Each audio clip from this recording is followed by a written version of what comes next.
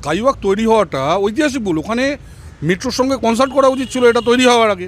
এবং মেট্রো কেন কনসাল্ট করেনি, আমি আবার বলছি মেট্রো কেন কনসাল্ট করেনি, কারণ যাকে উনি দায়িত্ব দিয়ে গেছেন উনি দায়িত্ব দিয়েছেন আরবিএনএলকে। সে আরবিএনএল একটা গভর্নমেন্ট অর্গানাইজেশন, 80 মাইনে পাই। এখানে যদি একটা কর্পোরেশনকে দায়িত্ব দেওয়া হতো তাহলে তারা দায়িত্ব নিয়ে প্রথমেই বলতো যে ম্যাডাম আপনি এই স্কাইওয়াকটা বানাবেন না, আপনারা এইভাবে বিকল্প রুট দিচ্ছ। ওখানে বিকল্প বানানো যেত জিনিসটা।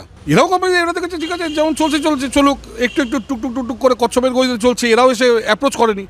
কিন্তু এই জিনিসটা যদি আপনি কেএমআরসিএলকে দিতেন এবং কেএমআরসিএল যদি আরবানের আন্ডারে থাকতো তাহলে আজকে এই গন্ডগোলটা হতো না। তারা প্রথমেই বলতো যে ম্যাডাম এখানে এই জমি দরকার, আমাকে এই জিনিসটা ছেড়ে দিন, এবং একটা ফরেন কনসালটেন্ট দরকার যারা এই কাজটা করবে, যারা টেকনোলজি ট্রান্সফার করবে। আজকে দেখুন এই যে নতুন মেট্রোটা যেটা তৈরি হচ্ছে স্কাডা সিস্টেমে চলছে।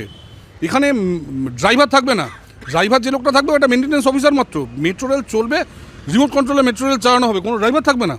টেকনোলজি ট্রান্সফারটা কোথা থেকে আসছে? একটা ফরেন কোম্পানি, একটা আমেরিকান কোম্পানি, তাকে নিয়োগ করা হয়েছে। তো সেই রাস্তাগুলো সব বন্ধ করে দেওয়া হয়েছে। আমি আপনাকে আবার বলছি, খুব